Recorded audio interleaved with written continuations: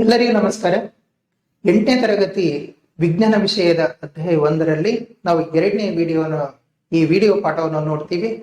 ಇದರಲ್ಲಿ ಎರಡನೇ ಭಾಗದಲ್ಲಿ ಅಂದ್ರೆ ಅಧ್ಯಾಯ 1ರಲ್ಲಿ ಎರಡನೇ ವಿಡಿಯೋದಲ್ಲಿ ನಾವು ಪ್ರಮುಖವಾಗಿ ಗಮನಿಸೋದು ಏನು ಅಂತಂದ್ರೆ ಈ ವರ್ಷದ ಸಾಹಸ ಅತಿ ಚಿಕ್ಕದಿಂದ ಅತಿ ದೊಡ್ಡದವರೆಗೆ ಅಂತ ಹೇಳಿ.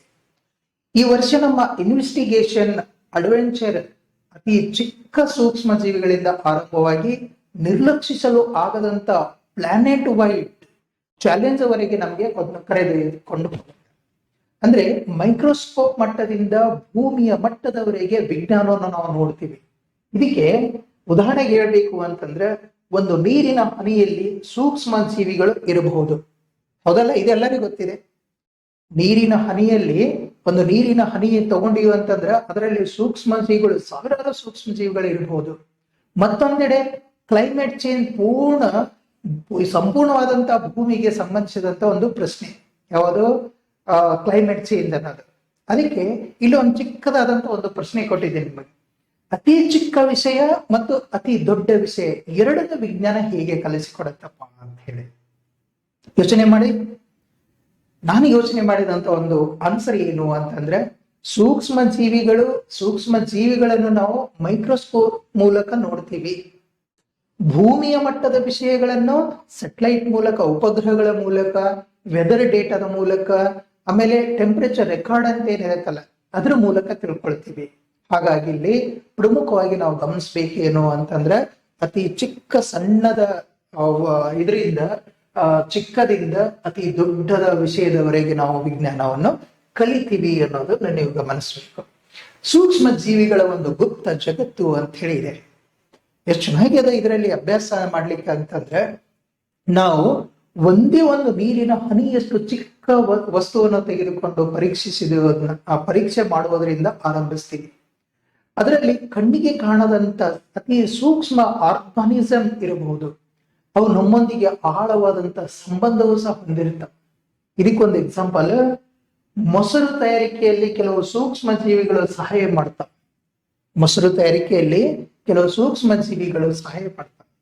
ನೀರು ಕಲುಷಿತವಾದರೆ ಕೆಲವು ಸೂಕ್ಷ್ಮ ಜೀವಿಗಳು ರೋಗಕ್ಕೆ ಕಾರಣ ಆಗ್ತವೆ.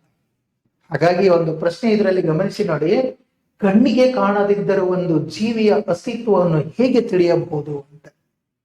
ಇದು ನಿಮ್ಗೆ ಇರೋದಂತ ಪ್ರಶ್ನೆ. ಕಣ್ಣಿಗೆ ಕಾಣದಿದ್ದರೂ ಒಂದು ಜೀವಿಯ ಅಸ್ತಿತ್ವವನ್ನು ಹೇಗೆ ತಿಳಿಯಬಹುದು? ಇದಕ್ಕ ನನ್ನ ಆನ್ಸರ್, ಜೀವಿ ಕಣ್ಣಿಗೆ ಕಾಣದಿದ್ದರೂ ಅದರ ಪರಿಣಾಮಗಳಿಂದ ತಿಳಿಯಬಹುದು. ಮೊಸರು ತಯಾರಾಗುವುದು, ಆಹಾರ ಕೆಟ್ಟ ಹೋಗೋದು, ಇವು ರೋಗದ ಲಕ್ಷಣಗಳು ಮತ್ತು ಮೈಕ್ರೋಸ್ಕೋಪ್ ಅಬ್ಸರ್ವೇಷನ್. ಇವು ಏನಂತಂದ್ರೆ ಈ ಕಣ್ಣಿಗೆ ಕಾಣದಿದ್ದರೂ ಒಂದು ಜೀವಿಯ ಅಸ್ತಿತ್ವವನ್ನು ತಿಳ್ಕೊಳ್ಳಿಕ್ಕಿರುವಂತ ಉತ್ತರ.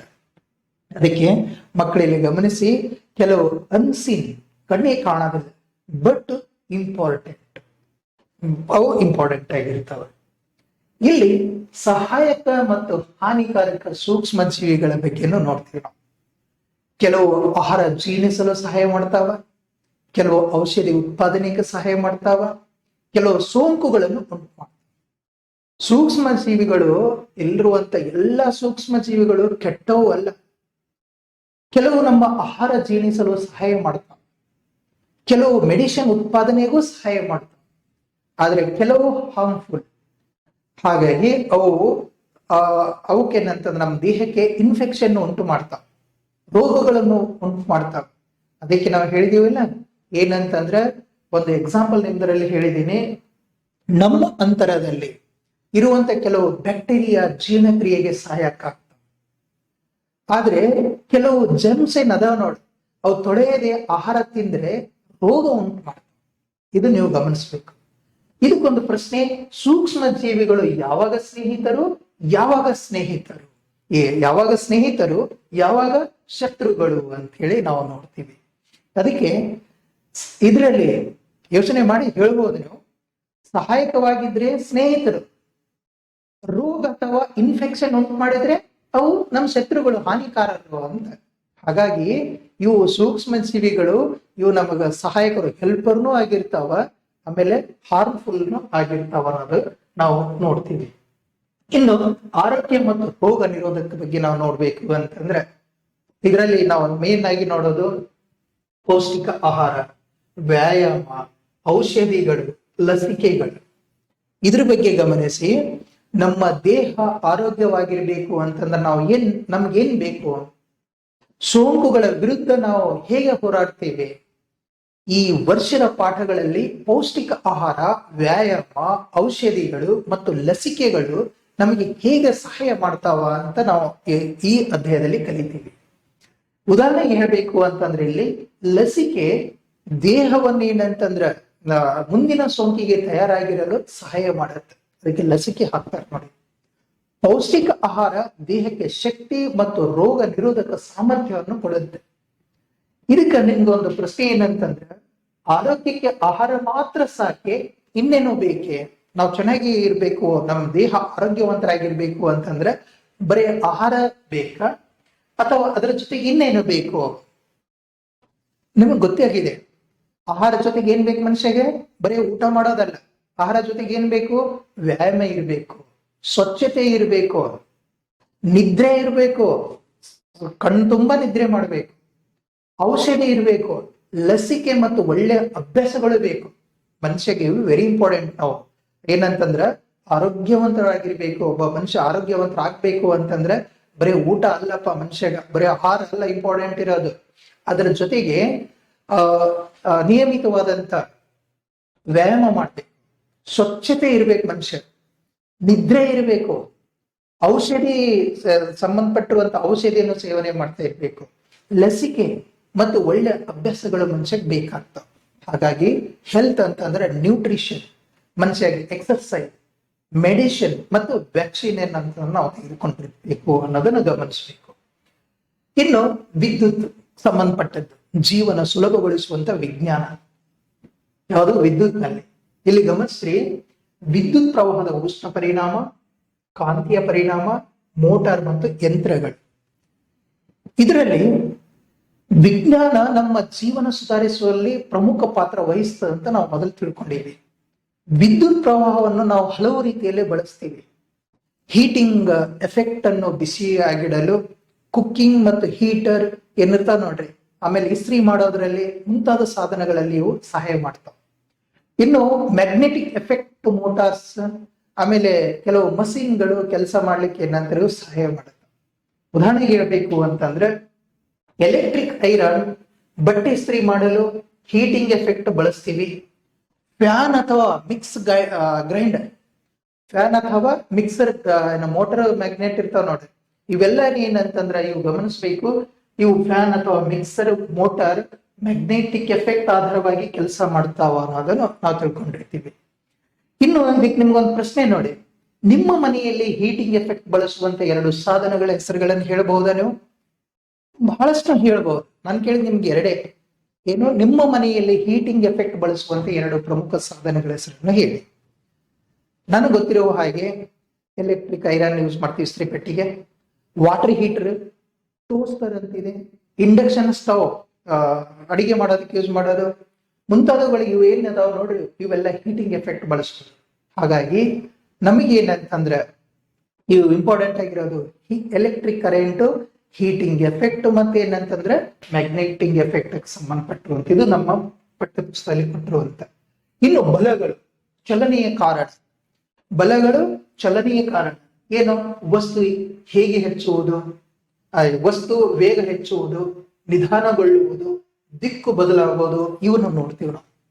ಏನೇನಿದ್ರಲ್ಲಿ ವಿದ್ಯುತ್ ನಂತರ ನಾವು ವೆರಿ ಇಂಪಾರ್ಟೆಂಟ್ ಆಗಿ ಫಂಡಮೆಂಟಲ್ ಫೋಕಸ್ ಕಲಿತೀವಿ. ಏನು? ಬಲಗಳು ವಸ್ತುಗಳ ವೇಗ ಹೆಚ್ಚಿಸಲು, ನಿಧಾನಗೊಳಿಸಲು ಅಥವಾ ದಿಕ್ಕು ಬದಲಿಸಲು ಕಾರಣ ಆಗ್ತವೆ. ಈ ಎಕ್ಸಾಂಪಲ್ ಹೇಳ್ಬೇಕು ಅಂತಂದ್ರೆ ಇದ್ರಾಗ ನಿಮ್ಗೆ ಉದಾಹರಣೆಯನ್ನು ಕೊಟ್ಟಿದ್ದೀನಿ. ಚೆಂಡನ್ನು ಏನಂತರ ಮೇಲಕ್ಕೆಸಿದ್ರೆ ಅದು ಮರಳಿ ಕೆಳಗೆ ಬರುತ್ತೆ, ಕಾರಿಗೆ ಬ್ರೇಕ್ ಹಾಕಿದ್ರೆ ಅದು ನಿಧಾನವಾಗಿ ನಿಲ್ಲುತ್ತೆ. ಇವೆರಡೂ ಬಲಗಳ ಪರಿಣಾಮ, ಇದು ನೀವು ಗಮನಿಸ್ಬೇಕು. ಒಂದು ಪ್ರಶ್ನೆ ನೋಡಿ, ಚೆಂಡು ಮೇಲೆ ಹೋಗಿ ಮತ್ತೆ ಕೆಳಗೆ ಬರಲು ಯಾವ ಬಲ ಕಾರಣ? ಚೆಂಡನ್ನು ಮೇಲೆ ಎಸಿತೀವಲ್ಲ, ಅವಾಗ ಮೇಲೆ ಹೋಗಿ ಮತ್ತೆ ಕೆಳಗೆ ಬರುತ್ತಲ್ಲ, ಯಾವ ಪರಿಣಾಮ ಅದಕ್ಕೆ? ಯಾವುದು? ಭೂಗುರುತ್ವಾಕರ್ಷಣ ಬಲ ಚೆಂಡನ್ನು ಕೆಳಗೆ ಬರಂಗ್ ಮಾಡುತ್ತೆ. ಹಾಗಾಗಿ ಇಲ್ಲಿ ಇಂಪಾರ್ಟೆಂಟ್ ನಾವು ಗಮನಿಸಬೇಕು, 4 ಚೇಂಜ್ ಸ್ಪೀಡ್ ಆರ್ ಡೈರೆಕ್ಷನ್ ಅನ್ನೋದನ್ನು ನಾವು ನೋಡ್ತೀವಿ. ಓಕೆ, ಇಲ್ಲಿ ಒತ್ತಡ, ಗಾಳಿ ಮತ್ತು ಚಂಡಮಾರುತದ ಬಗ್ಗೆ. ಒತ್ತಡ, ಗಾಳಿ ಮತ್ತು ಚಂಡಮಾರುತ, ಇದರಲ್ಲಿ ಇಂಪಾರ್ಟೆಂಟ್ ನಾವು ಗಮನಿಸಬೇಕಾಗಿರುವಂತದ್ದು ಬಲ ಹೇಗೆ ಹಂಚಿಕೊಳ್ಳುತ್ತದೆ, ಒತ್ತಡ ಒತ್ತಡದ ವ್ಯತ್ಯಾಸದಿಂದ ಗಾಳಿ, ತಂಗಾಳಿ, ಬಿರುಗಾಳಿ, ಚಂಡಮಾರುತದ ಬಗ್ಗೆ ತಿಳ್ಕೊಳ್ಳೋದು. ಅಂದ್ರೆ ಬಲದ ಕಲ್ಪನೆ ನಮ್ಮನ್ನು ಪ್ರೆಸರ್ ಕಡೆಗೆ ಕರೆದೊಯ್ಯುತ್ತದೆ. ಒಂದು ವಸ್ತುವಿನ ಮೇಲೆ ಬಲ ಹೇಗೆ ಹಂಚಿಕೊಂಡಿದೆ ಎಂಬುದೇ ಒತ್ತಡ. ಒತ್ತಡ ಅನ್ನೋದು ಬೇರೆ ಏನಿಲ್ಲ, ಒಂದು ವಸ್ತುವಿನ ಮೇಲೆ ಬಲ ಹೇಗೆ ಉಂಟಾಗಿದೆ, ಹೇಗೆ ಹಂಚಿಕೊಂಡಿದೆ ಅನ್ನೋದೇ ಒತ್ತಡ ಅಂತೀವಿ. ಗಾಳಿಯ ಚಲನೆಯು ಒತ್ತಡ ವ್ಯತ್ಯಾಸದಿಂದ ನಿರ್ಧಾರ ಆಗುತ್ತೆ, ಇದು ಗಮನಿಸಿ. ಸಣ್ಣ ಒತ್ತಡ ವ್ಯತ್ಯಾಸ ತಂಗಾಳಿಗೆ, ದೊಡ್ಡ ವ್ಯತ್ಯಾಸ ಬಿರುಗಾಳಿಗೆ ಅಥವಾ ಚಂಡಮಾರುತಿಗೆ ಕಾರಣ ಆಗತ್ತೆ ಅನ್ನೋದು ನೀವು ಗಮನಿಸ್ಬೇಕು. ಇಲ್ಲಿ ಉದಾಹರಣೆಗೆ ನಾನು ತೆಗೆದುಕೊಂಡಿನಿ, ಬಿರುಗಾಳಿ ಬಂದಾಗ ಕೃಷಿ, ಮನೆ, ರಸ್ತೆ, ವಿದ್ಯುತ್ ಕಂಬಗಳು ಮತ್ತು ಜನರ ಸುರಕ್ಷತೆ ಮೇಲೆ ಪರಿಣಾಮ ಬೀರುತ್ತೆ. ಇದನ್ನ ಗಮನಿಸಿ. ಒಂದು ಪ್ರಶ್ನೆ ಅದಪ್ಪ ನಿಮಗೆ, ಏನು ಬಿರುಗಾಳಿ ನಮ್ಮ ದೈನಂದಿನ ಜೀವನಕ್ಕೆ ಹೇಗೆ ಪರಿಣಾಮ ಬೀರುತ್ತದೆ ಅಂತ.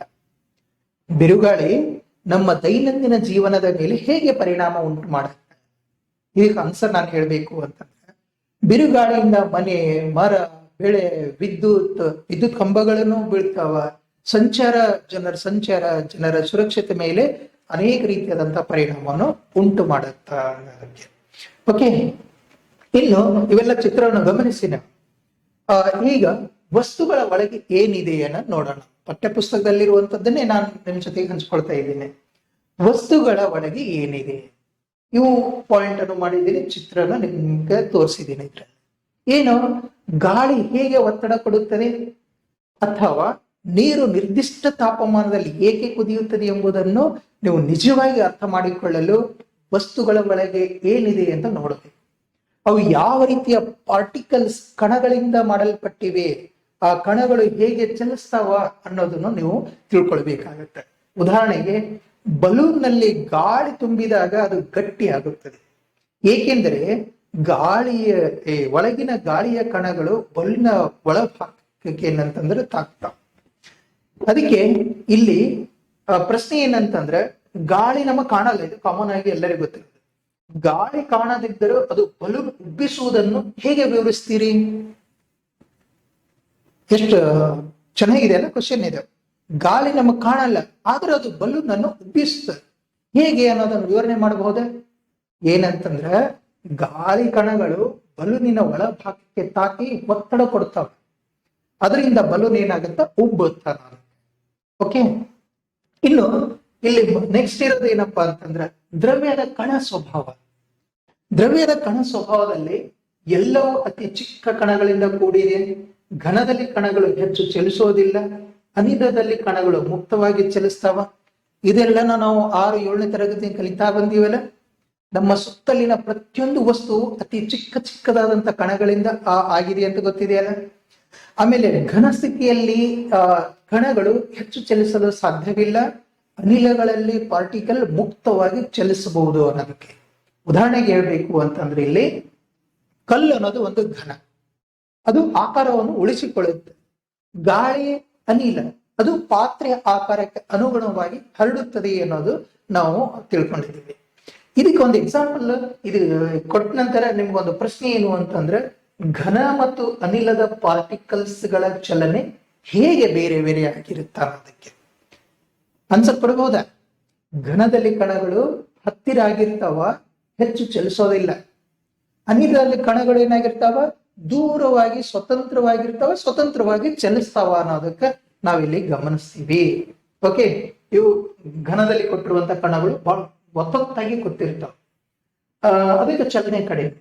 ಆಮೇಲೆ ಅನಿಲದಲ್ಲಿ ಏನಂತಂದ್ರೆ, ಕಣಗಳು ಸ್ವತಂತ್ರವಾಗಿ ದೂರವಾಗಿರ್ತಾವ, ಅವು ಚಲಿಸಲಿಕ್ಕೆ ಸಾಧ್ಯ ಆಗತ್ತವೆ. ಇನ್ನು ವರ್ಗೀಕರಣ ಮಾಡ್ತೀವಿ. ವಿಜ್ಞಾನದ ಮುಖ್ಯ ಗುಣ ವರ್ಗೀಕರಣ ಮಾಡೋದಿಲ್ಲ, ವೆರಿ ಇಂಪಾರ್ಟೆಂಟ್ ಇದು.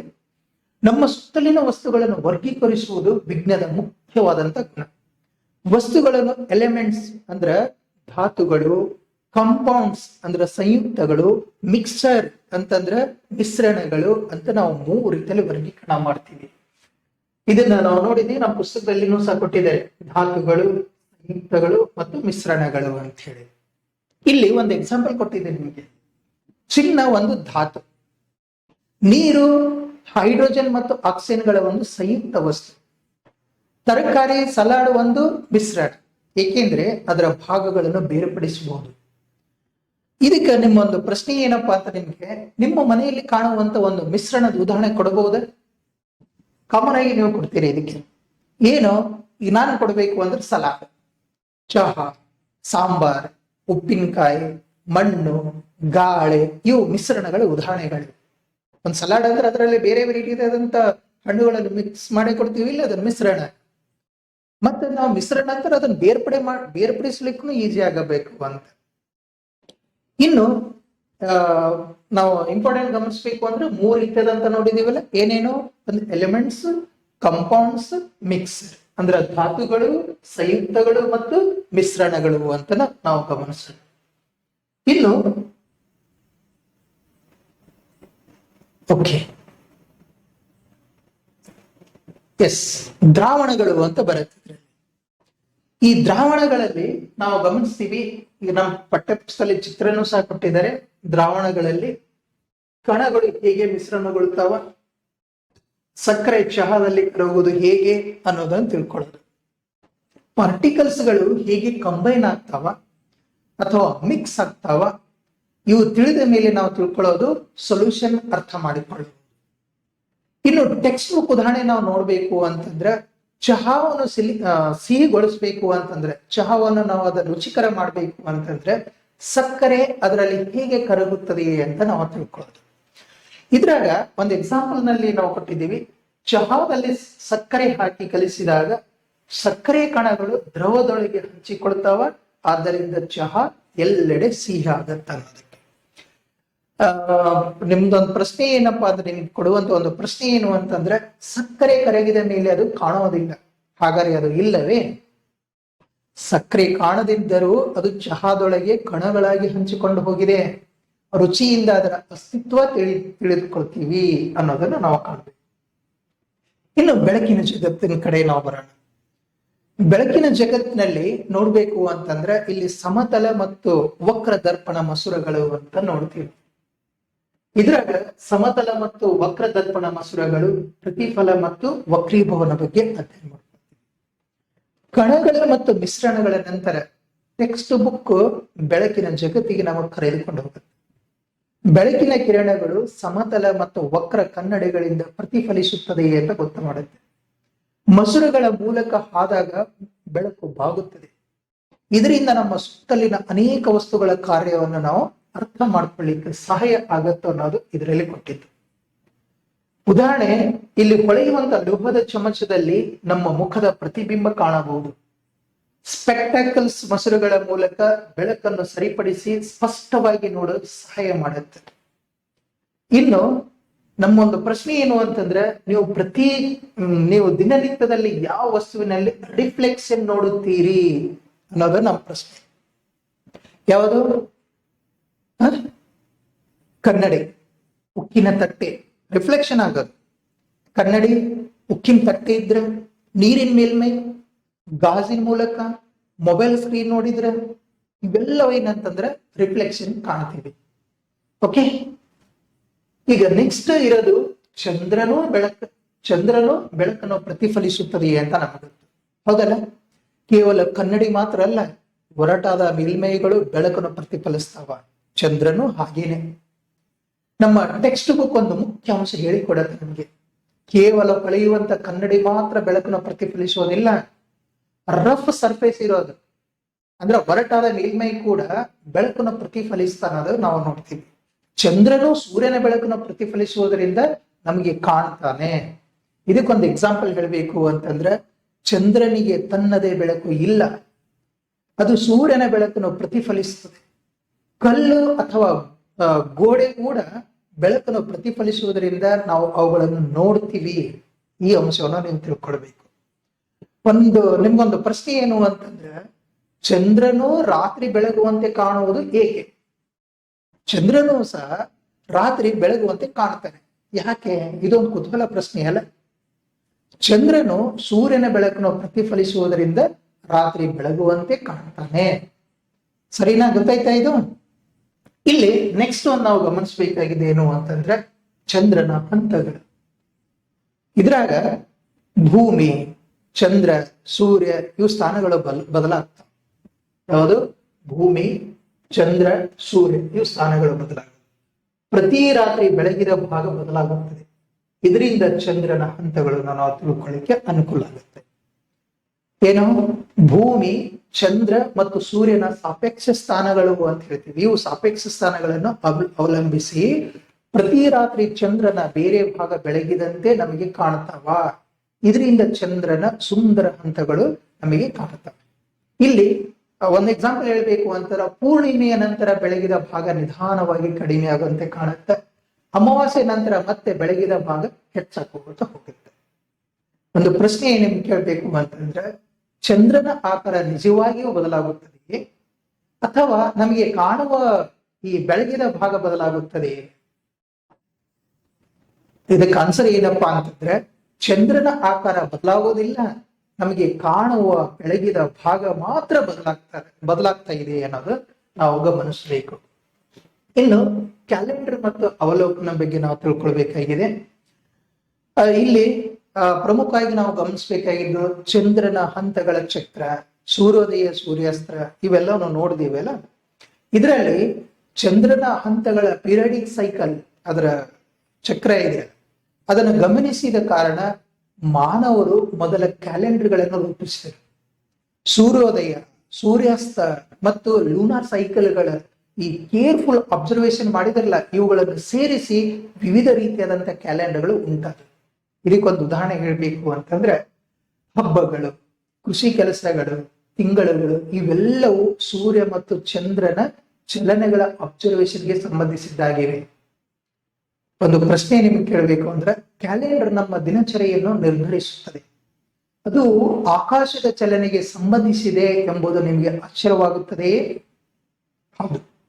ತಿಂಗಳುಗಳು, ತಿಥಿಗಳು, ಹಬ್ಬಗಳು ಮತ್ತು ಕೃಷಿ ದಿನಚರಿ ಆಕಾಶದ ಚಲನೆಗಳ ಅಬ್ಸರ್ವೇಷನ್ಗೆ ಸಂಬಂಧಿಸುತ್ತವೆ ಅನ್ನೋದನ್ನು ನಾವು ತಿಳ್ಕೊಳ್ಬೇಕಾಗಿದೆ. ಈಗ ಜೀವಿಗಳು ಮತ್ತು ಪರಿಸರದ ಒಂದು ಸಂಬಂಧವನ್ನು ನೋಡೋಣ. ಇಲ್ಲಿ ಭೂಮಿಯ ಮೇಲೆ ಜೀವಿಗಳು ಮತ್ತು ಅವುಗಳ ಪರಿಸರದ ನಡುವೆ ಅದ್ಭುತ ಸಂಬಂಧಗಳ, ಅತಿ ಚಿಕ್ಕ ಕೀಟದಿಂದ ದೊಡ್ಡ ತಿಮಿಂಗ್ಲದವರೆಗೆ, ಹುಲ್ಲಿನಿಂದ ದೊಡ್ಡ ಮರದವರೆಗೆ ಎಲ್ಲವೂ ಗಾಳಿ, ನೀರು, ಸೂರ್ಯನ ಬೆಳಕು ಮತ್ತು ಇತರ ಜೀವಿಗಳ ಮೇಲೆ ಅವಲಂಬಿತವಾಗಿದೆ ಅಂತ ನಮಗೆ ಗೊತ್ತಾಗುತ್ತೆ. ಉದಾಹರಣೆಗೆ, ಜೇನುನೊಣ ಹೂವಿನಿಂದ ಮಕರಂದ ಪಡೆಯುತ್ತದೆ. ಅದೇ ಸಮಯದಲ್ಲಿ ಹೂವಿನ ಪರಾಗಸ್ಪರ್ಶಕ್ಕೆ ಸಹಾಯ ಮಾಡುತ್ತದೆ. ಇದು ಜೀವಿಗಳ ಪರಸ್ಪರ ಸಂಬಂಧ. ನನ್ನೊಂದು ಪ್ರಶ್ನೆ ಏನಪ್ಪಾ ಅಂತ ನಿಮ್ಗೆ, ಚಿತ್ರದಲ್ಲಿ ಯಾವ ಜೀವಿ ಯಾವ ಅಂಶದ ಮೇಲೆ ಅವಲಂಬಿತವಾಗಿದೆ ಅನ್ನೋದನ್ನು ಹೇಳಬೇಕು. ಈ ಚಿತ್ರವನ್ನು ನೋಡಿ. ಸಸ್ಯಗಳು, ಇದಕ್ಕೆ ನನ್ನ ಆನ್ಸರ್ ಏನಪ್ಪಾ ಅಂತಂದ್ರೆ, ಸಸ್ಯಗಳು ನೀರು, ಸೂರ್ಯನ ಬೆಳಕು, ಮಣ್ಣು ಮತ್ತು ಗಾಳಿಯ ಮೇಲೆ, ಅದರ ಜೊತೆಗೆ ಪ್ರಾಣಿಗಳ ಆಹಾರ, ನೀರು, ಆಶ್ರಯ ಮತ್ತು ಇತರೆ ಜೀವಿಗಳ ಮೇಲೆ ಅವಲಂಬಿತವಾಗಿದೆ ಅಂತ ಹೇಳ್ತೀವಿ. ಇದನ್ನೇ ನಾವೇನಂತ ಹೇಳ್ತೀವಿ, ಇಕೋಸಿಸ್ಟಮ್ ಅಂತ ಬರುತ್ತೆ. ಇದನ್ನೇ ನಾವೇನಂತ ಹೇಳಿದ್ವಿ ನಾವು, ಇಕೋಸಿಸ್ಟಮ್ ಅಂತ ಬರುತ್ತೆ. ಇಕೋಸಿಸ್ಟಮ್ ನಲ್ಲಿ ಕೆಲವು ಲಿವಿಂಗ್ ಬೀಯಿಂಗ್ಸ್ ಇರ್ತಾವ, ಅದರ ಜೊತೆಗೆ ಎನ್ವಿರಾನ್ಮೆಂಟ್ ಮತ್ತೇನಂತಂದ್ರೆ ಅವುಗಳ ನಡುವೆ ರಿಲೇಶನ್ಶಿಪ್ ಇರುತ್ತೆ ಅನ್ನೋದನ್ನ ನಾವು ತಿಳ್ಕೊಳ್ಬೇಕು. ನೆಕ್ಸ್ಟ್ ಇರೋದು ಭೂಮಿ ಜೀವಕ್ಕೆ ಸರಿಯಾದ ಸ್ಥಳ. ಭೂಮಿಯ ಮೇಲೆ ಜೀವ ಇರೋದಕ್ಕೆ ಸರಿಯಾದ ಸ್ಥಳ. ಇರುವಂತ ಎಲ್ಲಾ ಗ್ರಹಗಳಲ್ಲಿ ಯಾವ ಗ್ರಹದಲ್ಲಿಯೂ ಸಹ ಜೀವಿಗಳಿಲ್ಲ, ಭೂಮಿಯಲ್ಲಿ ಮಾತ್ರ ಜೀವಿಗಳದಾವ ಅಂತ ನಮ್ಗೆಲ್ಲರಿಗೂ ಗೊತ್ತಿರುವಂತ ಅಂಶ. ಇಲ್ಲಿ ಏಕೆ, ಏನ ಅಂಶಗಳಿವೆ ಅನ್ನೋದನ್ನ ನೋಡ್ಬೇಕು ಅಂತಂದ್ರೆ, ಇಲ್ಲಿ ಫಸ್ಟ್ ನೋಡೋದು ಪುಸ್ತಕ. ನಮ್ಮ ಪುಸ್ತಕ ನೋಡ್ತೀವಿ, ವಿಜ್ಞಾನ 8ನೇ ತರಗತಿ ವಿಜ್ಞಾನ ಪುಸ್ತಕದ ಒಂದು ಮೊದಲನೇ ಭಾಗದಲ್ಲಿ, ಮೊದಲನೇ ಅಧ್ಯಾಯದಲ್ಲಿ ನೋಡಿದೀವಿ ಅಂತಂದ್ರೆ, ಪುಸ್ತಕದ ಕೊನೆಯ ಭಾಗದಲ್ಲಿ ಭೂಮಿ ಜೀವಕ್ಕೆ ಜಸ್ಟ್ ರೈಟ್ ಆಗಿರುವುದು ಏಕೆ ಅಂತ ನೋಡ್ತೀವಿ. ಭೂಮಿ ಸೂರ್ಯನಿಂದ ಸರಿಯಾದ ದೂರದಲ್ಲಿದೆ. ಅದರಿಂದ ನೀರು ದ್ರವ ಸ್ಥಿತಿಯಲ್ಲಿ ಉಳಿಯುತ್ತೆ. ಒಂದು ವೇಳೆ ಸಮೀಪ ಇತ್ತಂದ್ರೆ ಆವಿಯಾಗಿ ಹೋಗ್ಬಿಡ್ತಿತ್ತು, ದೂರ ಇತ್ತಂತಂದ್ರೆ ಗಟ್ಟಿಯಾಗಿ ಘನ ಆಗಿ ಬಿಡ್ತಿತ್ತು. ಹೌದಲ್ಲ? ಆದ್ದರಿಂದ ನೀರು ದ್ರವ ಸ್ಥಿತಿಯಲ್ಲಿ ಉಳಿಲಿಕ್ಕೆ ಕಾರಣ ಏನಪ್ಪಾ ಅಂತಂದ್ರೆ, ಭೂಮಿ ಸೂರ್ಯನಿಂದ ಸರಿಯಾದ ದೂರದಲ್ಲಿದೆ ಅಂತ. ವಾತಾವರಣ ನಮಗೆ ಉಸಿರಾಡಲು ಆಕ್ಸಿಜನ್ ಕೊಡುತ್ತೆ ಮತ್ತು ಕೆಲವು ಹಾರ್ಮ್ಫುಲ್ ಅಲ್ಟ್ರಾವೈಲೆಟ್ ರೇಸ್ ಏನ್ ಅದಾವ ನೋಡ್ರಿ, ಸೂರ್ಯನಿಂದ ಬರುವಂತ ಯು ವಿ ರೇಸ್ ಅಂತ ಹೇಳ್ತೀವಲ್ಲ, ಅದರಿಂದ ರಕ್ಷಣೆ ಕೊಡ್ಲಿಕ್ಕೆ ನಮ್ಗೆ ಏನಂತಂದ್ರೆ ಓಝೋನ್ ಪದರ ಇದೆ. ಇದಕ್ಕೆ ಎಕ್ಸಾಂಪಲ್, ಭೂಮಿ ಬಹಳ ಹತ್ತಿರ ಇದ್ರೆ ತುಂಬಾ ಬಿಸಿ, ಬಹಳ ದೂರ ಇದ್ರೆ ತುಂಬಾ ಚಳಿ. ಸರಿಯಾದ ಅಂತರ ಜೀವಕ್ಕೆ ಸೂಕ್ತ ಪರಿಸ್ಥಿತಿ ಕೊಡುತ್ತದೆ. ಹಾಗಾದ್ರೆ ನನ್ನ ಒಂದು ಪ್ರಶ್ನೆ ನಿಮ್ಗೆ ಏನಪ್ಪಾ ಅಂತಂದ್ರೆ, ಜೀವಕ್ಕೆ ದ್ರವ ನೀರು ಏಕೆ ಮುಖ್ಯ? ಜೀವಕ್ಕೆ ದ್ರವ ನೀರು ಏಕೆ ಮುಖ್ಯ? ಇದಕ್ಕೆ ನನ್ನ ಆನ್ಸರ್ ಏನಪ್ಪಾ ಅಂದ್ರೆ, ದ್ರವ ನೀರು ಜೀವಿಗಳ ದೇಹದ ಕ್ರಿಯೆಗಳಿಗೆ, ಆಹಾರದ ಸಾಗಣೆಗೆ, ಬೆಳವಣಿಗೆಗೆ ಮತ್ತು ಜೀವನ ಚಟುವಟಿಕೆಗಳಿಗೆ ಅತ್ಯಗತ್ಯವಾಗಿ ಬೇಕಾಗಿದೆ. ಹಾಗಾಗಿ ನಾವು ಹೇಳ್ಬೇಕು, ಅರ್ತ್, ನಮ್ಮ ಭೂಮಿ ರೈಟ್ ಡಿಸ್ಟೆನ್ಸ್ ನಲ್ಲಿ ಇದೆ. ಅದರ ಜೊತೆಗೆ ಲಿಕ್ವಿಡ್ ವಾಟರ್ ಇದೆ, ಅದರ ಜೊತೆಗೆ ನಮ್ಮ ಬೇಕಾದಂತ ಅಟ್ಮಾಸ್ಫಿಯರ್ ಇದೆ, ವಾತಾವರಣ ಇದೆ ಅನ್ನೋದನ್ನು ನಾವು ಗಮನಿಸಬೇಕು. ನೆಕ್ಸ್ಟ್ ನಾವು ನೋಡ್ತೀವಿ ಮಾನವ ಚಟುವಟಿಕೆ ಮತ್ತು ಹವಾಮಾನ. ಇದರಲ್ಲಿ ಮಾನವ ಚಟುವಟಿಕೆಗಳು ಭೂಮಿಯ ತಾಪಮಾನದಲ್ಲಿ ಸಣ್ಣ ಬದಲಾವಣೆಗೂ ಕಾರಣವಾಗ್ತವೆ. ಈ ಬದಲಾವಣೆಗಳು ಕ್ಲೈಮೇಟ್ ಪ್ಯಾಟರ್ನ್ ಅನ್ನು ಅಸ್ತವ್ಯಸ್ತಗೊಳಿಸಬಹುದು ಮತ್ತು ಅಪಾಯಕಾರಿ ಪರಿಣಾಮಗಳನ್ನು ಸಹ ಉಂಟು ಮಾಡುತ್ತೆ. ಇದನ್ನ ನಾವು ಇಲ್ಲಿ ನೋಡ್ತೀವಿ. ಉದಾಹರಣೆಗೆ ಹೇಳ್ಬೇಕು ಅಂತಂದ್ರೆ, ಸಾಮಾನ್ಯವಾದಂತ ಮಳೆ, ಬಿಸಿಲಿನ ಅಲೆಗಳು, ಬರ ಉಂಟಾಗೋದು, ಆಮೇಲೆ ಫ್ಲಡ್ ಪ್ರವಾಹ ಉಂಟಾಗೋದು, ಬಿರುಗಾಳಿಗಳ ತೀವ್ರತೆ ಉಂಟಾಗೋದು, ಇವೆಲ್ಲ ಕ್ಲೈಮೇಟ್ ಚೇಂಜ್ ಚರ್ಚೆಯಲ್ಲೇ ಬರ್ತಾವೆ. ಇದನ್ನು ನಾವು ಅಧ್ಯಯನ ಮಾಡ್ತೀವಿ ವಿಜ್ಞಾನದಲ್ಲಿ. ಈಗ ಒಂದು ಪ್ರಶ್ನೆ ಏನಪ್ಪಾ ಅಂತಂದ್ರೆ, ಹವಾಮಾನ ಬದಲಾವಣೆ, ಇದು ಹವಾಮಾನ ಬದಲಾವಣೆ ಕೃಷಿ ಮತ್ತು ಜನರ ಜೀವನಕ್ಕೆ ಹೇಗೆ ಪರಿಣಾಮ ಬೀರುತ್ತ ಅಂತ ಆನ್ಸರ್ ಮಾಡ್ಬೋದ? ಮಳೆ ಬದಲಾವಣೆ, ಬರ, ಆಮೇಲೆ ಪ್ರವಾಹ ಉಂಟಾಗೋದು, ಬೆಳೆ ಹಾನಿ ಉಂಟಾಗೋದು, ಬಿಸಿಲಿನ ಅಲೆ ಉಂಟಾಗೋದು, ನೀರಿನ ಕೊರತೆ ಮುಂತಾದ ಪರಿಣಾಮಗಳು ಆಗ್ತಾವ ಅನ್ನೋದು ನಮಗೆ ಇದರಿಂದ ಗೊತ್ತಾಗುತ್ತೆ. ಹೌದಲ್ರಿ? ನೆಕ್ಸ್ಟ್, ಪರಿಹಾರದ ಹೃದಯದಲ್ಲೂ ನಾವು, ಎಂತೆಂತ ಪದಗಳಿದಾವ ನೋಡ್ರಿ, ಎಷ್ಟು ಚೆನ್ನಾಗಿ ಇದಾವಲ್ಲ. ಬರದ ಇದರಲ್ಲಿ ನಾವು ಏನಂತಂದ್ರೆ, ಪರಿಹಾರದ ಹೃದಯದಲ್ಲಿ ನಾವು ಇರ್ತೀವಿ. ಸಮಸ್ಯೆಯಲ್ಲೂ ನಾವು, ಪರಿಹಾರದಲ್ಲೂ ನಾವು ವಿಜ್ಞಾನದಿಂದ ಅರ್ಥ ಮಾಡಿಕೊಂಡ ಕ್ರಮ ಕೈಗೊಳ್ಬೇಕು ಅನ್ನೋದಕ್ಕೆ. ಇಲ್ಲಿ ಟೆಕ್ಸ್ಟ್ ಬುಕ್ ಏನ್ ಹೇಳಿ ಕೊಡುತ್ತೆ ಗೊತ್ತೇನ್ರಿ? ಸಮಸ್ಯೆಯ ಹೃದಯದಲ್ಲೂ ನಾವು ಇದ್ದೇವೆ, ಪರಿಹಾರದ ಹೃದಯದಲ್ಲಿ ನಾವು ಇದ್ದೇವೆ. ನಾವು ಕ್ಲೈಮೇಟ್ ಮೇಲೆ ಪರಿಣಾಮ ಬೀರುತ್ತಿದ್ದೇವೆ, ಆದರೆ ವಿಜ್ಞಾನವನ್ನು ಬಳಸಿ ಈ ಬದಲಾವಣೆಗಳನ್ನು ಅರ್ಥ ಮಾಡಿಕೊಂಡು ನಮ್ಮ ಕ್ರಮಗಳನ್ನು ಸರಿಯಾದ ದಿಕ್ಕಿಗೆ ಕೊಂಡೊಯ್ಯುವುದು ಸಹ ನಾವೇ. ಇದಕ್ಕೆ ಎಕ್ಸಾಂಪಲ್ ಎನರ್ಜಿ ಸೇವಿಂಗ್, ಮರ ನೆಡುವುದು, ಮಾಲಿನ್ಯ ಕಡಿಮೆ ಮಾಡುವುದು, ಆಮೇಲೆ ಡೇಟಾ ಆಧರಿಸಿ ನೀತಿ ನಿರೂಪಣೆ ರೂಪಿಸುವುದು, ಇವೆಲ್ಲ ವಿಜ್ಞಾನ ಆಧಾರಿತ ಕ್ರಮಗಳು ಉಂಟಾಗ್ತವೆ. ಇದಕ್ಕೆ ನಂದೊಂದು ಪ್ರಶ್ನೆ ನಿಮ್ಗೆ ಏನಪ್ಪಾ ಅಂತಂದ್ರೆ, ನಾವು ವಿದ್ಯಾರ್ಥಿಗಳಾಗಿ ಪರಿಸರ ರಕ್ಷಣೆಗೆ ಯಾವ 2 ಕ್ರಮಗಳನ್ನು ಕೈಗೊಳ್ಳಬಹುದು? ನೀವು ವಿಜ್ಞಾನಿಗಳಾಗಿ, ಒಬ್ಬ ಯಂಗ್ ವಿಜ್ಞಾನಿಯಾಗಿ ನೀವು ಯೋಚನೆ ಮಾಡಬೇಕು. ಇಲ್ಲಿ ನನ್ನ ಆನ್ಸರ್ ಏನಪ್ಪಾ ಅಂತಂದ್ರೆ, ಮರ ನೆಡಬೇಕು, ನೀರು ಉಳಿಸ್ಬೇಕು, ವಿದ್ಯುತ್ ಉಳಿಸ್ಬೇಕು, ಪ್ಲಾಸ್ಟಿಕ್ ಬಳಕೆ ಕಡಿಮೆ ಮಾಡಬೇಕು, ಸಾರ್ವಜನಿಕ ಸ್ವಚ್ಛತೆ ಇವುಗಳ ಕಡೆಗೆ ಹೆಚ್ಚು ನಾವು ಕ್ರಮ ಕೈಗೊಳ್ಳಬೇಕು. ಇವೆಲ್ಲನೂ ಏನಂತಂದ್ರೆ, ನಾವು ಪರಿಸರ ರಕ್ಷಣೆಗೆ ಯಾವ 2 ಕ್ರಮಗಳನ್ನು ಕೈಗೊಳ್ಳಬಹುದು ಅಂದ್ರೆ ಇವೆಲ್ಲ ಕ್ರಮಗಳನ್ನು ಕೈಗೊಳ್ಳಬಹುದು. ಅದಕ್ಕೆ ಸೈನ್ಸ್ ಗೈಡ್ಸ್ ರೆಸ್ಪಾನ್ಸಿಬಲ್ ಆಕ್ಷನ್ ಅಂತ ನಾವೆಲ್ಲರೂ ನೆನ್ಪಿಟ್ಕೊಳ್ಬೇಕು. ನೆಕ್ಸ್ಟ್ ನಾವು ನೋಡೋಣ ಮೂಲ ವಿಜ್ಞಾನ ಕೌಶಲ್ಯಗಳು. ಇವು ಇಂಪಾರ್ಟೆಂಟ್. ಅಬ್ಸರ್ವಿಂಗ್, ಮೇಜರಿಂಗ್, ಎಕ್ಸ್ಪೆರಿಮೆಂಟಿಂಗ್, ಇವು ಜೀವನದ ಸಮತೋಲನ ಕಾಪಾಡಲು ಅತಿ ಮುಖ್ಯವಾಗಿರ್ತಾವ. ಅಂದ್ರೆ ಮಿಡಲ್ ಸ್ಟೇಜ್ ನಲ್ಲಿ ನಮ್ಮ ಪ್ರಯಾಣಕ್ಕೆ ಮಾರ್ಗದರ್ಶನ ನೀಡಿದ ಮೂಲ ಸೈಂಟಿಫಿಕ್ ಪ್ರಿನ್ಸಿಪಲ್ಸ್ ಏನಪ್ಪಾ ಅಂತಂದ್ರೆ, ಅಬ್ಸರ್ವಿಂಗ್, ಮೇಜರಿಂಗ್ ಮತ್ತು ಎಕ್ಸ್ಪೆರಿಮೆಂಟಿಂಗ್. ಇವು ಭೂಮಿಯ ಜೀವನದ ಡೆಲಿಕೇಟ್ ಬ್ಯಾಲೆನ್ಸ್ ಮಾಡಲಿಕ್ಕೆ, ಸಮತೋಲನಗೊಳಿಸಲಿಕ್ಕೆ, ರಕ್ಷಿಸಲು ಮುಖ್ಯ ಆಗ್ತಾವ. ಒಂದು ಉದಾಹರಣೆ ಮೂಲಕ ಹೇಳಬೇಕು ಅಂತಂದ್ರೆ, ಮಳೆ ಪ್ರಮಾಣ ಅಳೆಯುವುದು ಮೇಜರಿಂಗ್, ಗಾಳಿಯ ಗುಣಮಟ್ಟ ಗಮನಿಸುವುದು ಅಬ್ಸರ್ವಿಂಗ್, ಗಿಡದ ಬೆಳವಣಿಗೆಗೆ ನೀರಿನ ಪ್ರಮಾಣದ ಪರಿಣಾಮ ಪರೀಕ್ಷಿಸುವುದು ಎಕ್ಸ್ಪೆರಿಮೆಂಟಿಂಗ್. ಇಷ್ಟು ನೀವು ಅರ್ಥ ಮಾಡ್ಕೊಳ್ಬೇಕು. ಇನ್ನೊಂದ್ಸಲ ಹೇಳ, ಇದನ್ನ ಮೇಜರಿಂಗ್ ಅಂತ ಅದಕ್ಕಂತೀವಿ, ನೀರಿನ ಪ್ರಮಾಣ, ಇದು ಮಳೆಯ ಪ್ರಮಾಣ ಅಳೆಯುವುದು. ಇನ್ನು ಅಬ್ಸರ್ವಿಂಗ್ ಅಂತ ಎದಕ್ಕೆ ಹೇಳ್ತೀವಿ ನಾವು? ಗಾಳಿಯ ಗುಣಮಟ್ಟ ಗಮನಿಸುವುದು.